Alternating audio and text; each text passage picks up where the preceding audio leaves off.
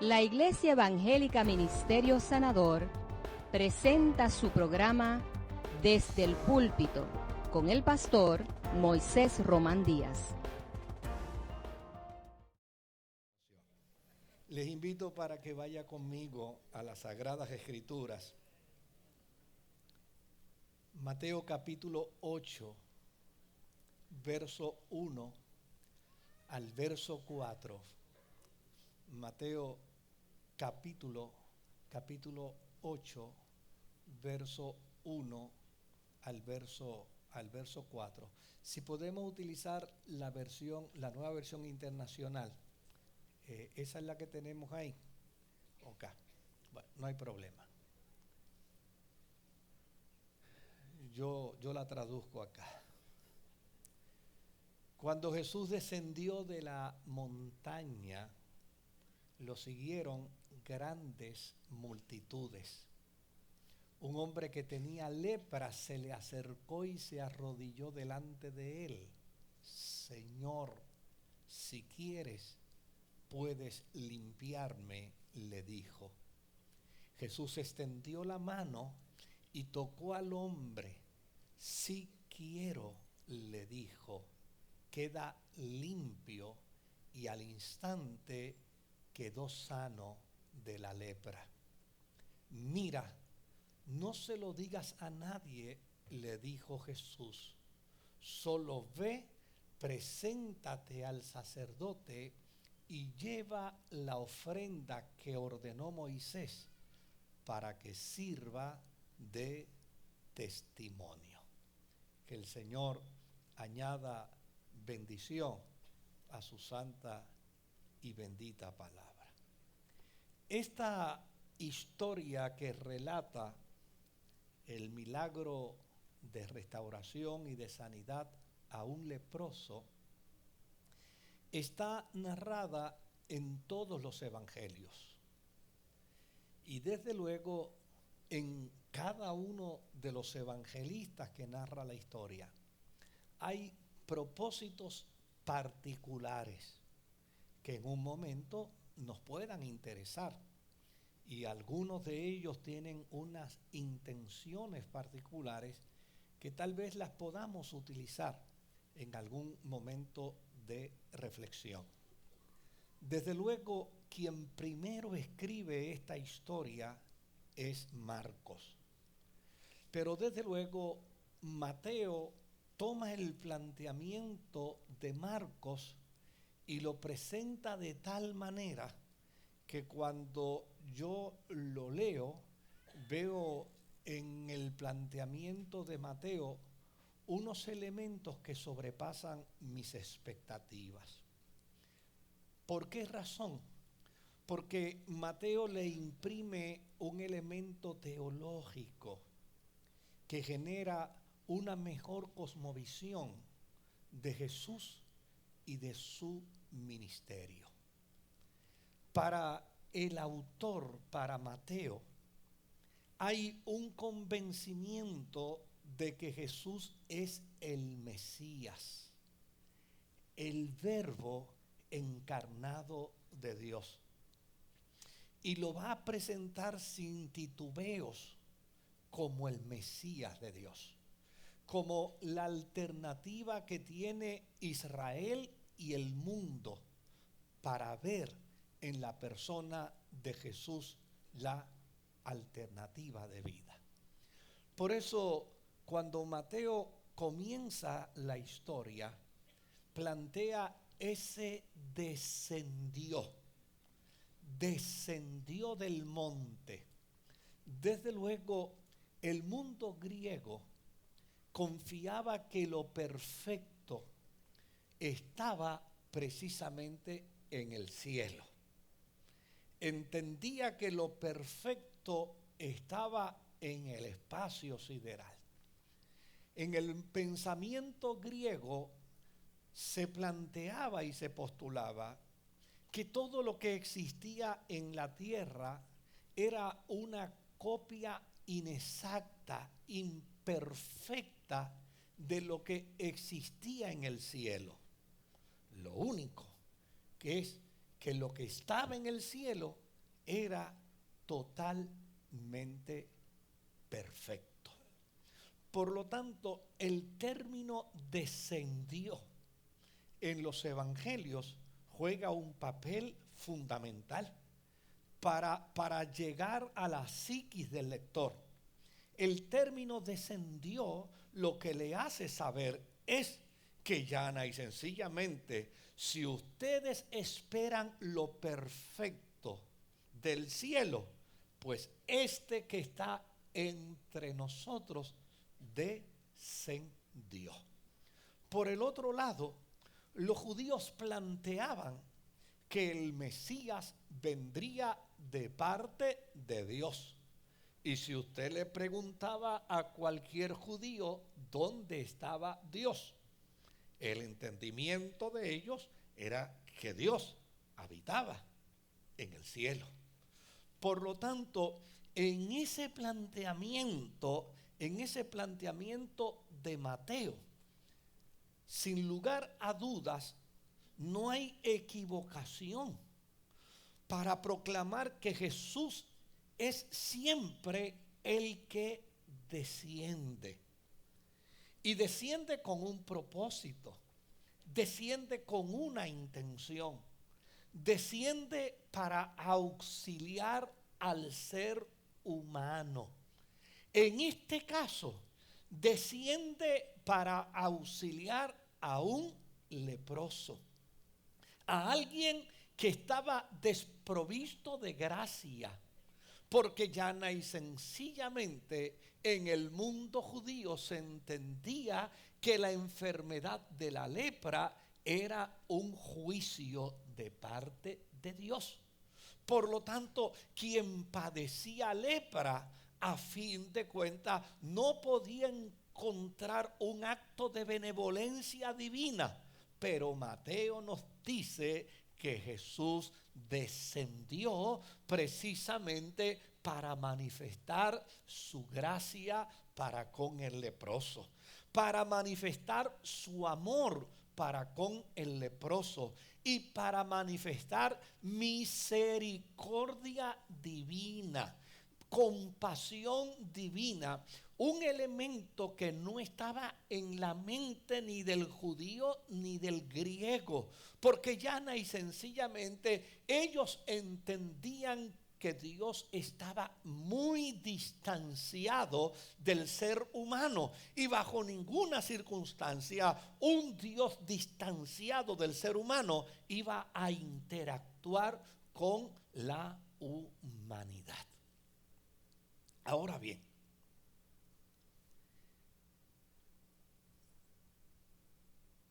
lo otro que nos dice aquí es que el leproso, cuando ve a Jesús descender hacia donde él está, lo próximo que hace es llamarle Señor. Y desde la óptica de lo humano, nosotros necesitamos ver a Jesús tal y como el propósito de Dios quiso presentarlo. Déjeme decirle algo. La Biblia plantea que en Jesús hay dos perfectas naturalezas: la humana y la divina.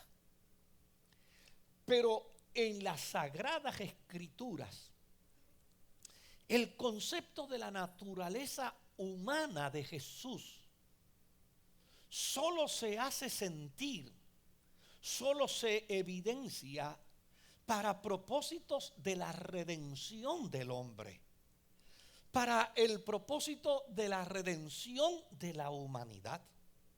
Si nosotros hoy tuviéramos la oportunidad, por ejemplo, que tuvo Juan para llegar al cielo, al trono de Dios, sin lugar a dudas, no encontraremos allí a un Jesús humano. vamos a encontrar a un Jesús que divino. De hecho, cuando Juan lo describe en el Apocalipsis, no utiliza elementos de descripción humana. No digo allí lo vi con ojos azules o con ojos marrón. Allí lo vi con pelo rubio o con pelo negro. Sino más bien lo describe a base de lo más cercano a lo que él como humano puede describir. Y dice que vio en él los destellos de luz que podían combinarse en los destellos del diamante, en los destellos del rubí y en los destellos de la esmeralda. Note bien que no hizo de Jesús una descripción humana. Hizo de Jesús una descripción dentro de su lenguaje humano. Hizo de él una descripción de destellos, de luces, de piedras preciosas como el rubí, como el diamante, como la esmeralda. Todos esos destellos combinados para descubrir y para identificar al que estaba sentado a la diestra del Padre. Y me maravilla cuando dice, y yo caí como muerto. Por lo tanto, ese concepto de la humanidad de Jesús no puede ser desperdiciado en el querigma de la iglesia, pero necesita un justo balance en la predicación. Necesita un justo balance en la proclamación del evangelio. Porque muchas veces, como resultado del desbalance que identifica a Jesús en la predicación, hay gente que lo ve meramente como humano. Y como humano lo describen como guerrillero. Como humano lo describen como pana fuerte.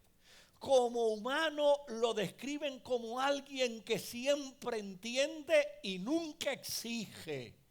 Como humano lo describen como alguien que siempre está a favor, pero nunca hace un señalamiento. Y hemos enclaustrado a Jesús dentro del marco de una teología de la humanidad que llana y sencillamente no vemos en él el elemento de su perfecta divinidad. Me encanta el planteamiento del leproso, porque el leproso cuando lo vio, no lo vio como humano, lo vio como divino. Lo vio como el Mesías de Dios, lo vio como el encarnado, el verbo encarnado, y afirmó de él que era precisamente el Hijo del unigénito del Padre. Si vemos solo como humano a Jesús, podemos caer en graves riesgos en la fe. Si solo interpretamos a Jesús como humano, si solo hablamos de su humanidad y procuramos, porque el otro elemento es que en la medida en que hablamos de la humanidad de Jesús, ni siquiera procuramos alcanzar su estatura, sino más bien procuramos que Él se reduzca a la nuestra, para que se convierta en nuestro colega, para que se convierta en nuestro pana. Él siempre me entiende porque Él fue humano, pero nunca me exige, nunca me requiere, nunca me confronta, nunca me plantea, nunca me señala.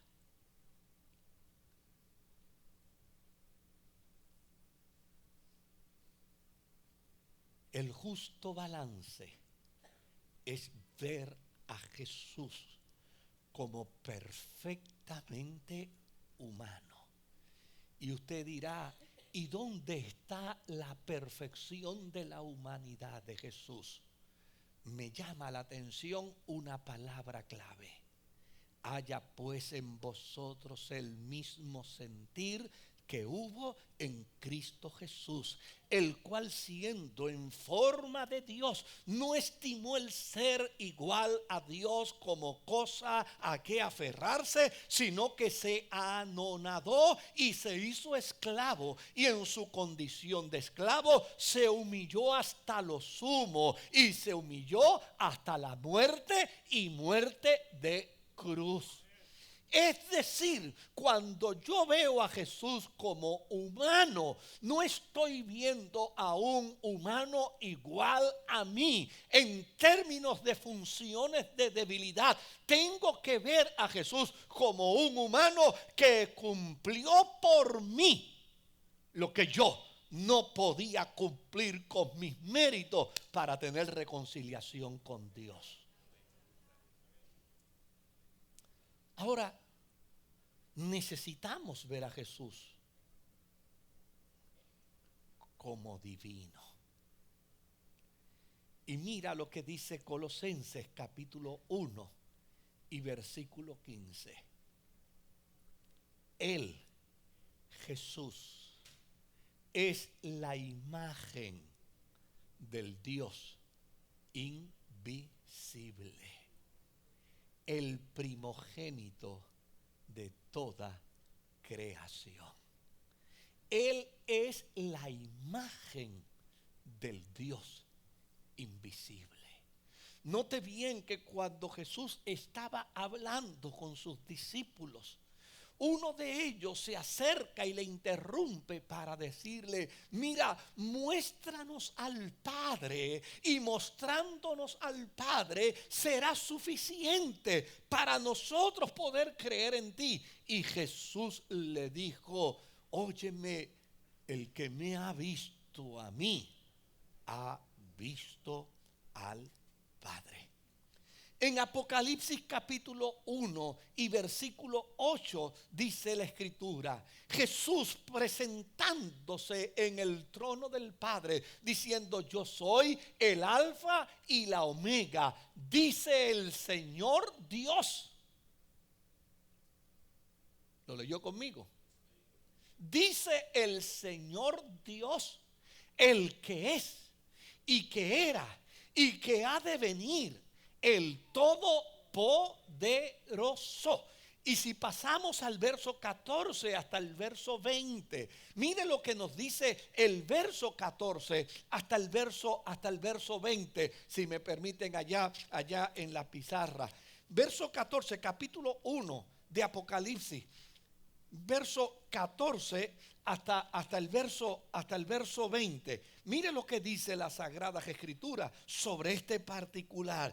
Dice: su cabellera lucía blanca como la lana, como la nieve.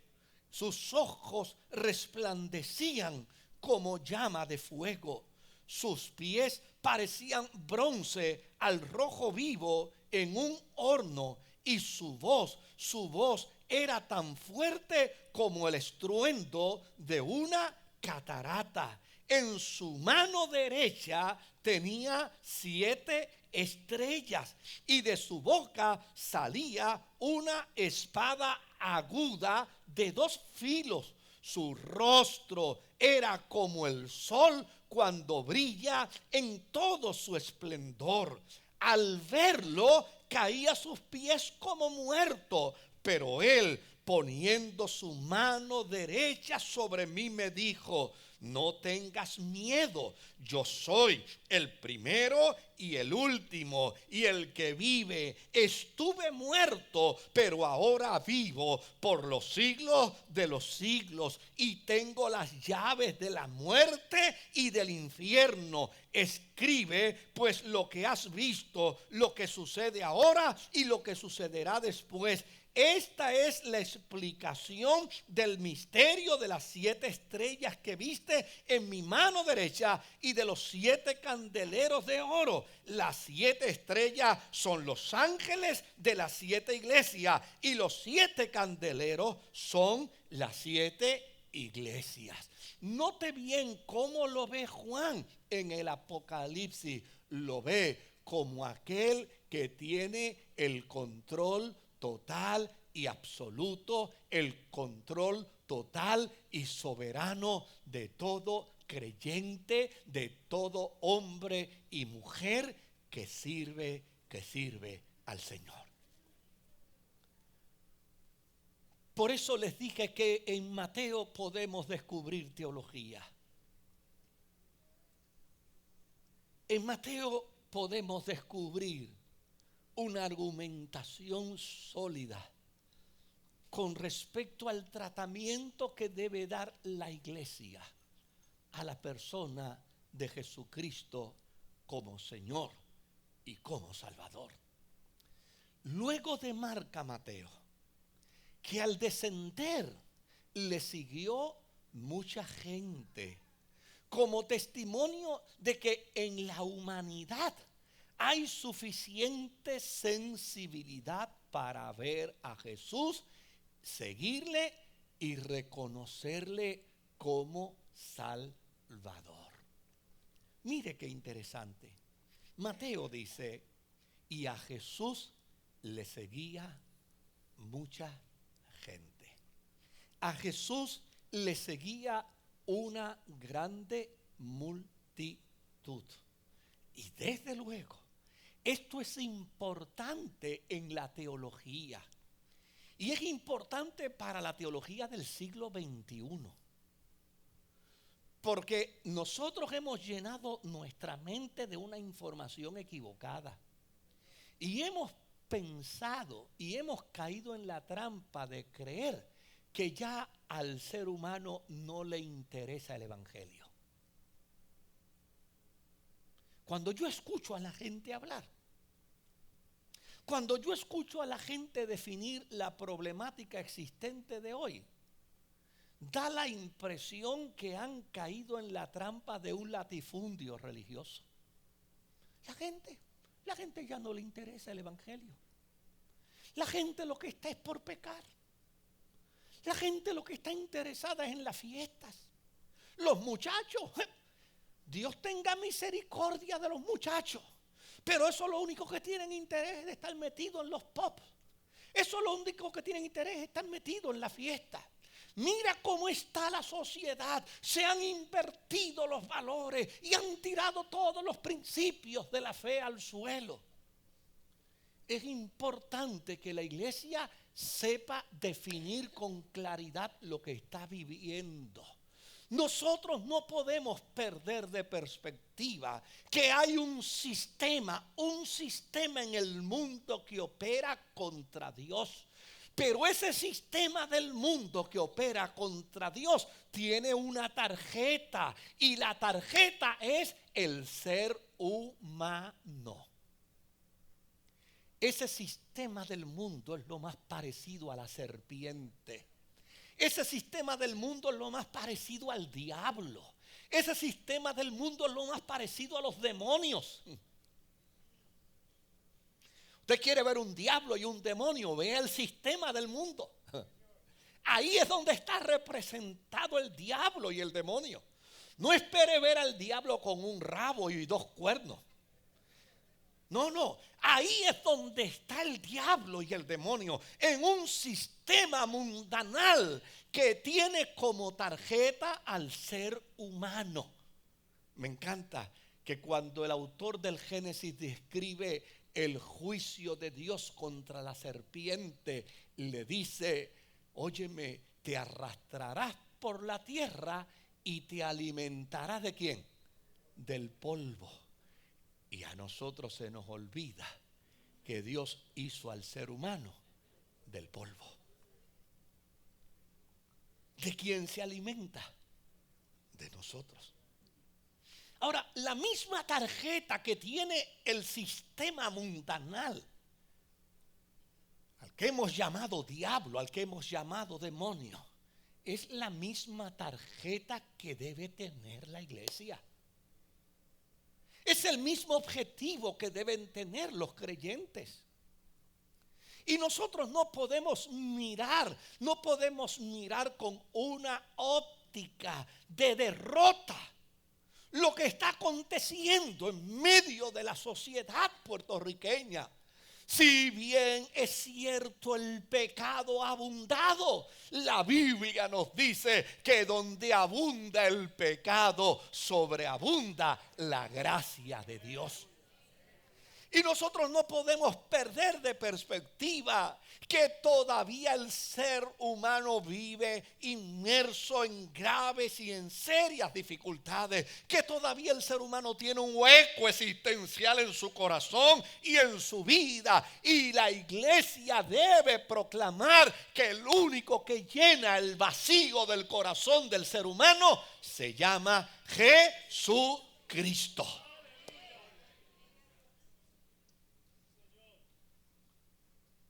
La sociedad, el ser humano del siglo XXI, también es un candidato para seguir a Jesús. Y me encanta porque ese planteamiento en Mateo lo que describe es la espiritualidad. Nosotros los creyentes hemos gustado mucho del término y del concepto teológico gracia.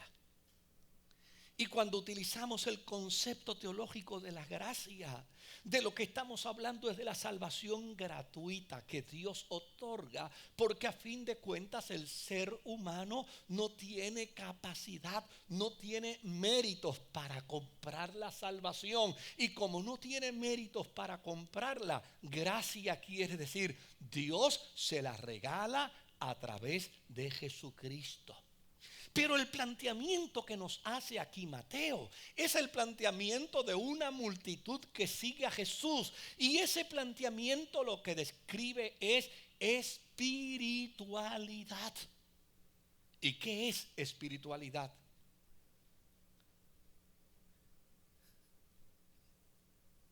Es la convicción que debe mover a la iglesia para entender que el ser humano puede caminar hacia Dios y puede seguirle. Que si bien es cierto el ser humano no puede encontrar salvación por sus propios méritos, no es menos cierto que el ser humano puede llegar ante Dios como el leproso para decirle: si quieres, puedes sanarme. Y eso es fundamental para la vida de la iglesia. Queridos, si algo necesita hacer la iglesia hoy, es lo que nos ha provisto la ciencia cibernética para aquellos que manejamos cositas de estas por ahí. Que cuando se nos complica el sistema, hay que darle un reset. Si algo necesita la iglesia hoy, es darse un reset. Y entender con profunda convicción que el ser humano tiene potencialidades para seguir a Jesús. Déjeme ver si aquí hay una hermana de la iglesia, una mujer extraordinaria, una mujer de fe. Trabaja con una familia. Y esa familia, oiga bien, esa familia observó en su campo profesional, observó que su niñito de 3 años tenía una inamovilidad en su brazo. Como resultado de ello, lo llevan a un neurólogo. El neurólogo comienza a hacer una serie de estudios y descubren que tiene un tumor en su cerebro. Desde luego, para la vida de cualquier papá o de cualquier mamá, escuchar una cosa como esa le derrumba la existencia por completo. Y aquí comenzó la crisis. Pero esta mujer de Dios empezó a hablarle de milagros. De milagros. Es extraño porque ya casi los cristianos vamos a ver un enfermo y casi le damos la extrema unción, ya no oramos por milagros. Sí. Inmediatamente le recitamos el Salmo 23 y muchacho acaba y parte. Ya no hablamos de milagros. Ya no hablamos de que Dios puede hacer cosas nuevas. Ya no decimos que Dios puede hacer maravillas. ¿Se da cuenta? Porque hay que hacer un reset. Apáguese hoy y vuélvase a aprender. Y esta mujer empezó a hablarle de milagros y de milagros. Y tanto estuvo hablando de milagros hasta que les convenció que vinieran a la iglesia. Y ellos vinieron a la iglesia y oramos aquí por esa criaturita. Pero desde luego el panorama seguía siendo más crítico. Pero esta mujer seguía hablándole de milagros. Y llegó un momento en que empezó la batalla del intelecto, de la capacidad científica versus el concepto del milagro. ¿Y sabe qué sucedió? Que el padre de esta criaturita le dijo a nuestra querida hermana: mire, le voy a decir una cosa, ese tipo de milagro Dios no lo hace. Eso Dios no lo hace. Dios no hace cosas como esa. Y ella le dijo: Dios va a hacer un milagro en su niño. Créalo. Dios, yo no lo voy a creer porque racionalmente no cabe en mi mente ese milagro y yo no me voy a engañar. Ella volvió y le repitió: Dios puede hacer el milagro.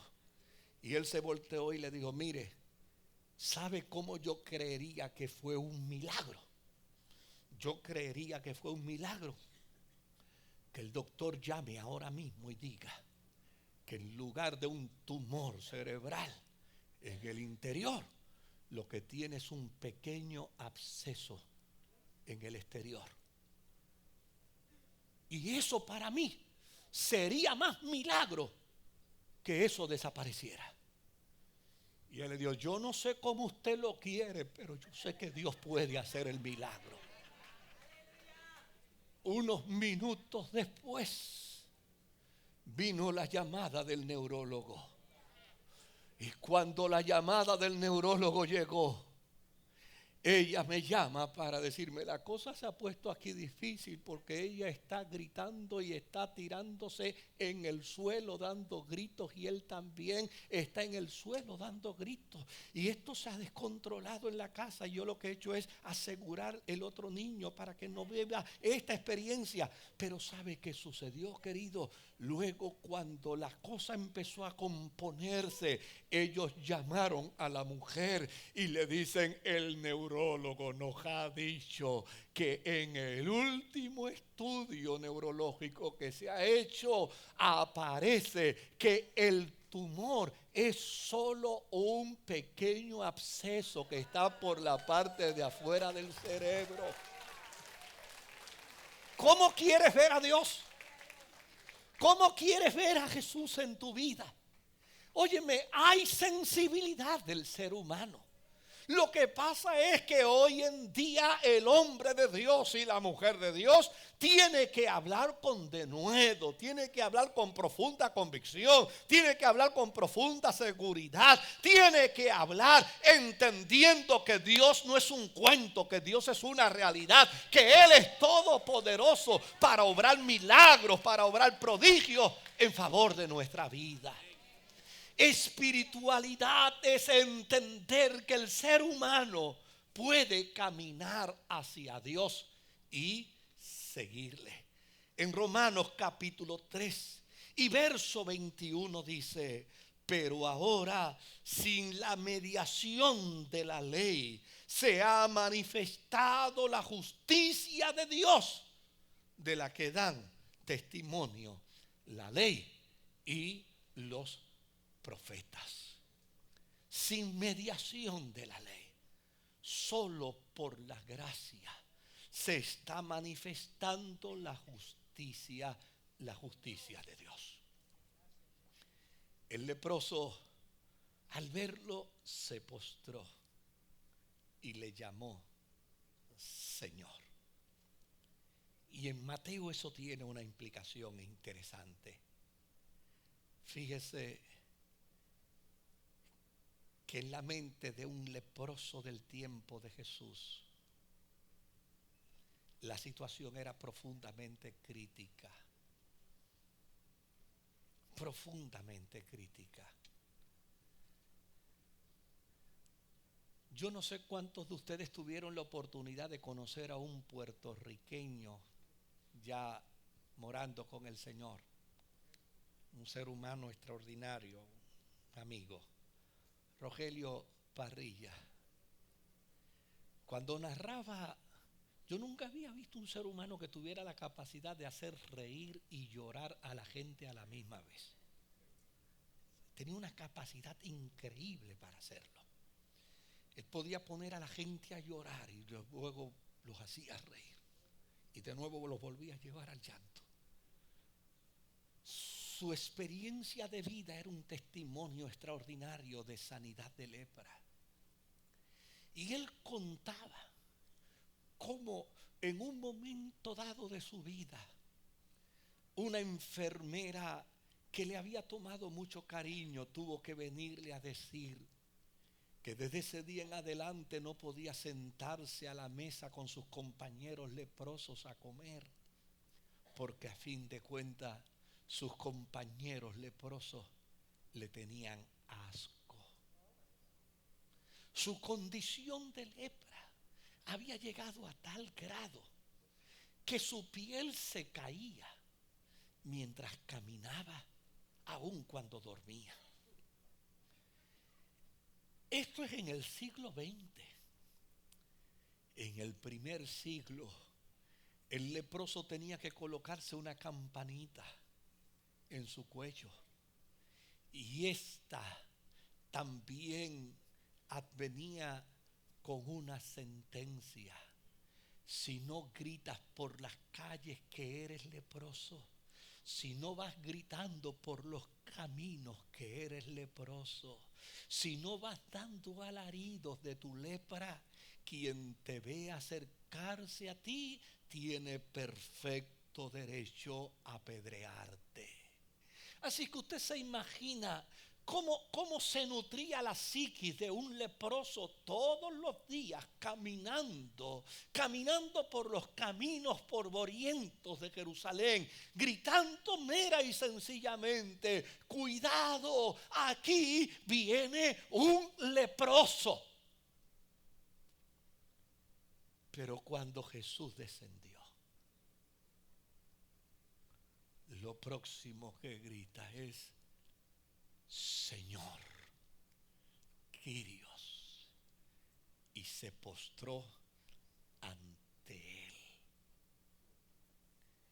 y le gritó: si quieres, puedes sanarme. Lo que demarca es que este hombre no solo quería sanidad, sino también quería salvación. El postrarse ante Jesús, el llamarlo Señor, era la mejor evidencia de que este hombre anhelaba y deseaba salvación. ¿Qué dice la Escritura? Si confesares con tu boca que Jesucristo es el Señor y creyeres en tu corazón que Dios le resucitó de entre los muertos, serás salvo.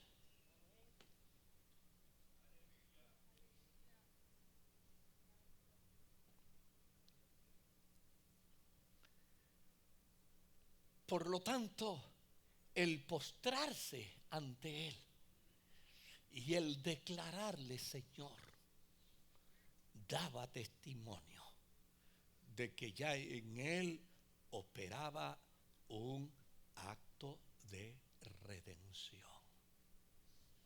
Me parece que eso es una maravilla en la proclamación del Evangelio. Me parece eso es una maravilla.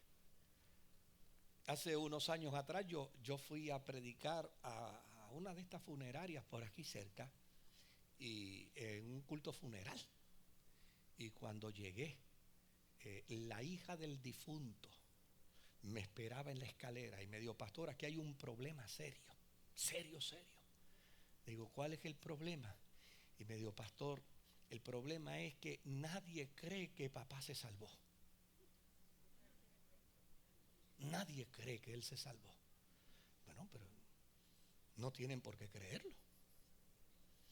Lo importante es que se haya salvado. Y me dice: sí, pero lo que pasa es que como papi fue tan travieso, papi hizo tantas travesuras, ahora la familia, cuando le contamos que en su lecho de muerte, como 4 minutos antes de irse, recibió a Jesucristo como su Salvador y Dios lo salvó, ellos dicen que cómo es posible, que cómo se puede dar eso así porque sí, así nada más. Eso no es así. Y allá arriba se ha formado un reperpero. Y yo dije: no te preocupes, tranquila. Desde luego ya yo no podía predicar el sermón que iba a predicar, pero busqué esa historia de la Biblia donde cuenta que había un hombre mayordomo de una tierra que contrató a unos obreros para trabajar en ella. Y al primero que vino le dijo: óyeme, te voy a pagar $50 si me trabajas la tierra hoy por 12 horas. Y el hombre dijo: por $50 ahí vamos.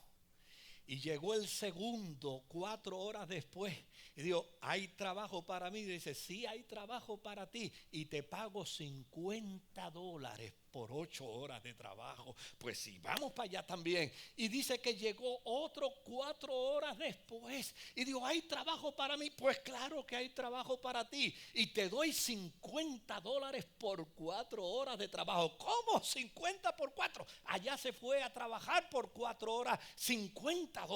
Pero llegó uno que faltaba 1 hora de trabajo y cuando faltó la hora de trabajo dijo: ¿hay trabajo para mí? Y dijo: sí, hay trabajo para ti también. ¿Y cuánto pagan? Pues pagan $50.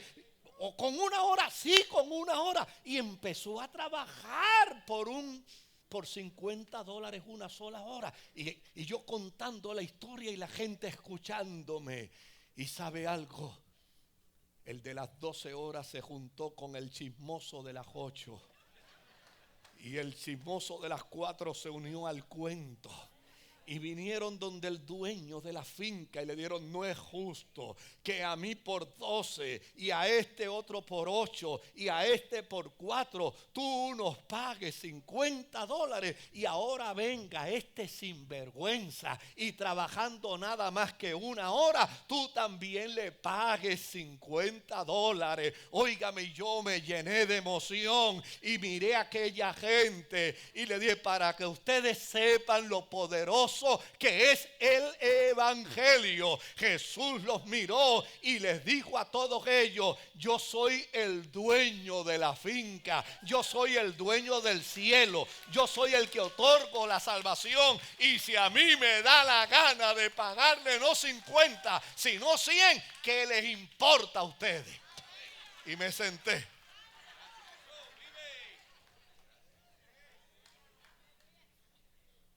Allí había una multitud que probablemente diría: a este leproso no, a este leproso no tiene oportunidad, está bajo juicio divino, está bajo castigo de Dios.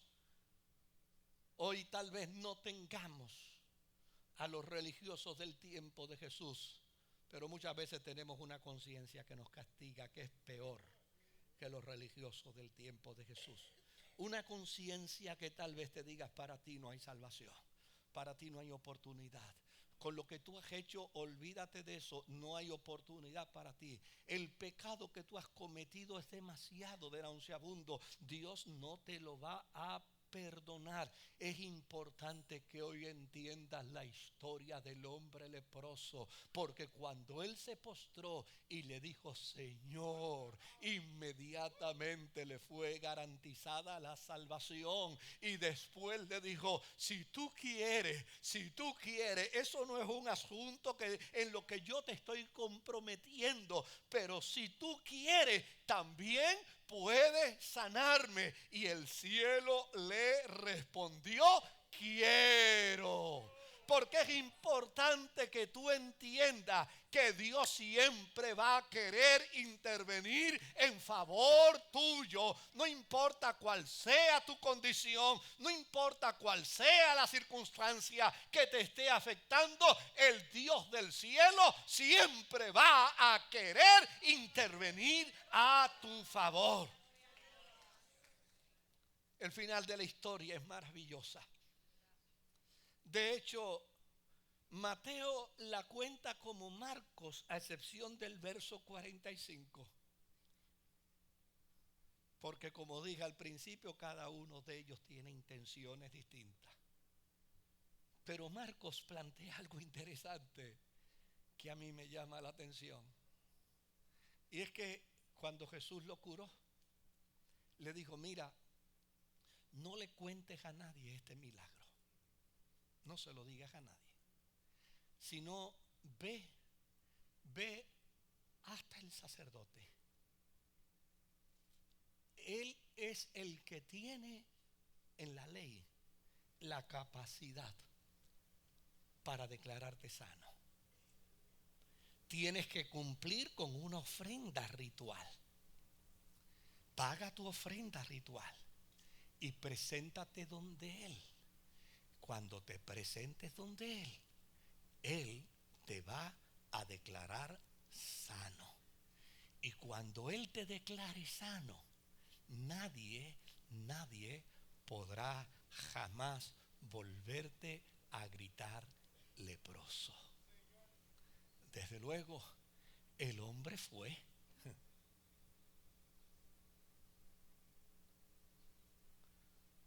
Pero la nota interesante es que dice que Jesús le dijo que no se lo dijera ¿qué? A nadie. Y él a todo el que se encontraba de frente le decía, me sanó Jesús de lepra. Porque ¿quién puede callarse ante tanta gracia? ¿Quién puede callarse ante tanta misericordia? ¿Quién puede callarse ante tanta compasión? ¿Quién puede guardar silencio ante un Dios que nos ha hecho tanto bien? ¿Quién puede guardar silencio ante aquel que con su gracia y con su misericordia nos ha restaurado para siempre? Ese es el gran desafío, queridos. Ese es el gran desafío, querida.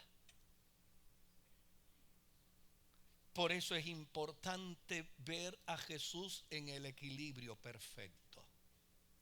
No lo podemos ver nada más que como humano. Tenemos que verlo como divino. No lo podemos ver nada más como el Jesús de la historia. Mire, a veces yo escucho gente hablando de Jesús de la historia y bendigo a Dios. Otras veces escucho a gente hablando de Jesús de la historia y reprendo al diablo. Porque sé lo que quieren decir cuando usan el término Jesús de la historia. ¿Sabe lo que quieren decir? Que el Jesús de la historia es igual a Hitler. El Jesús de la historia es igual a Mao Zedong. El Jesús de la historia es igual a cualquier político, a cualquier filósofo que ha demarcado algún hito dentro de la historia. Y Jesús no ha demarcado un hito dentro de la historia. Él transformó la historia del ser humano. Por eso la Escritura dice, de modo si alguno está en Cristo. No dice si alguno está en Winston Churchill, no dice si alguno está en Mao Zedong, dice si alguno está en Cristo, nueva criatura es. Las cosas viejas pasaron, he aquí todas son hechas nuevas. Que el Señor me los bendiga.